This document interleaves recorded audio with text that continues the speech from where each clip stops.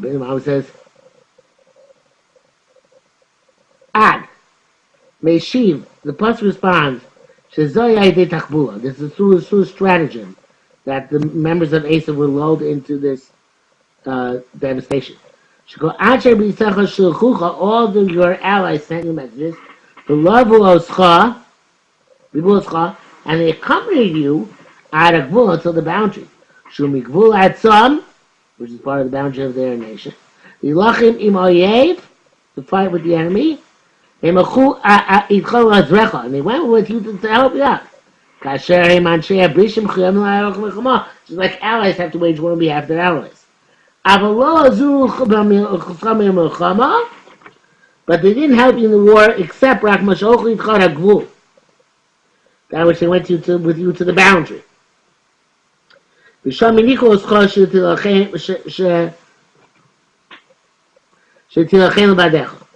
They left you that you should find your own.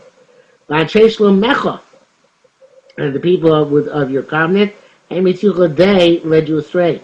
They removed from your heart the fear, in order that you should be distracted by its wars. That's what they were to overcome you. And those people who are people of your bread, bread of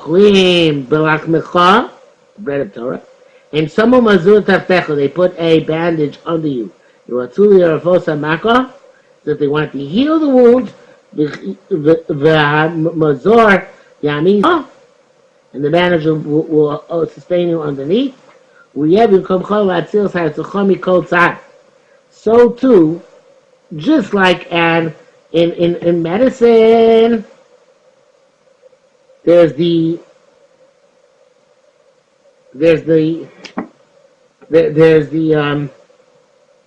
way in which you heal the wounds.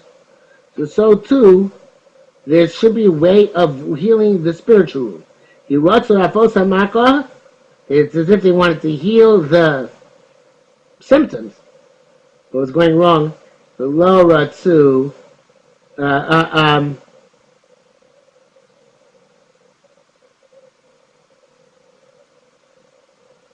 lost my place.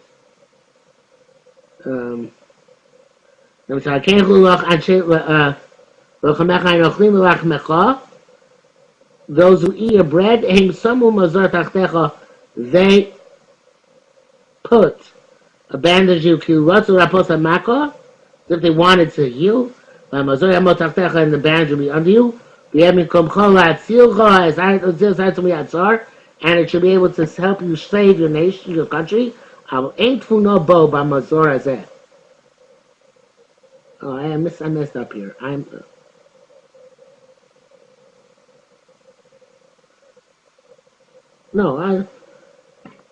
sorry. I'm getting confused.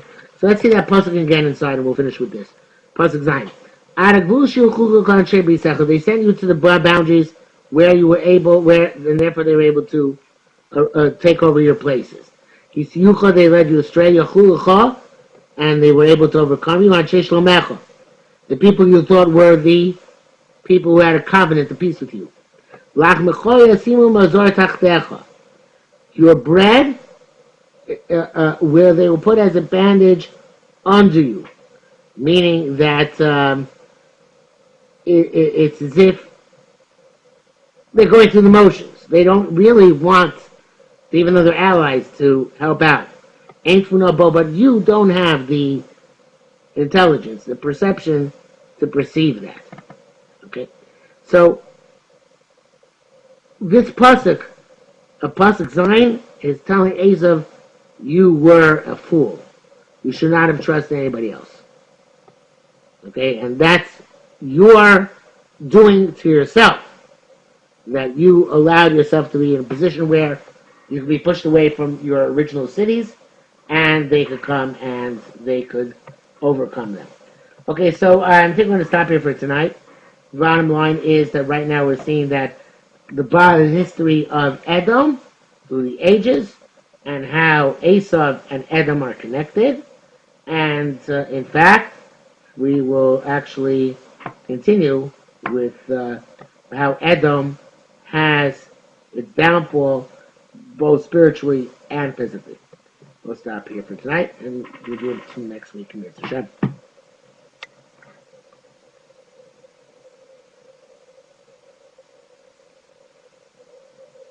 Any questions? Otherwise, we will call it a night. Shabbat Shalom, Tom? Sam, yes?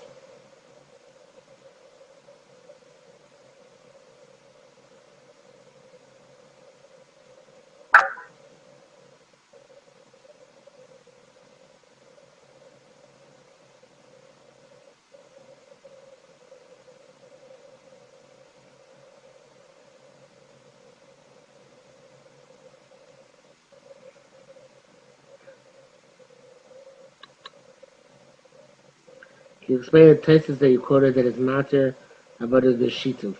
The Torah seems to say that Bazar is the worst thing. In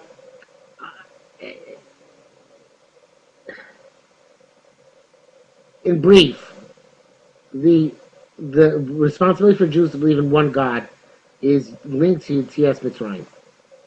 The notion that Eino Milvado, that there's no other power besides God, is based and predicated on the experience of Yetzias Mitzrayim, in which the Jews experienced Eino Milvado. People who did not have that experience, are not mechuyev, and they're not required, and can't necessarily grasp that there's only one power in the world, which overcomes all other powers. So the place from which they all emanate, and that which controls all of them. Now, whether it's theologically true or not, obviously we hold, according to Rambam, it's definitely theologically untrue, that there should be other powers. You certainly would hold that that's heresy. But it could be that there are, as we say, the Sarim, the officers of the nations of the world. That could be when we mean what we mean when we say that there are other powers in the world.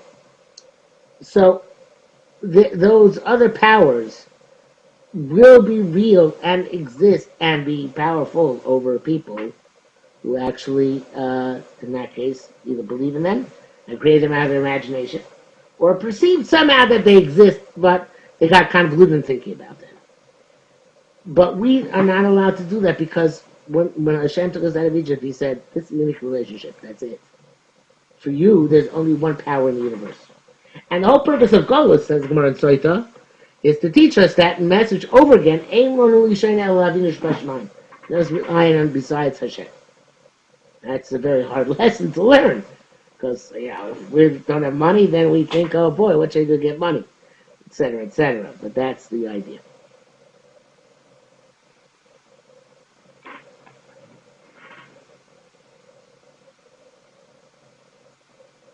Okay, you're welcome, Tom. Okay, so Mir Hashem next week, the same time. And have a good Shabbos, everybody. Have a good night.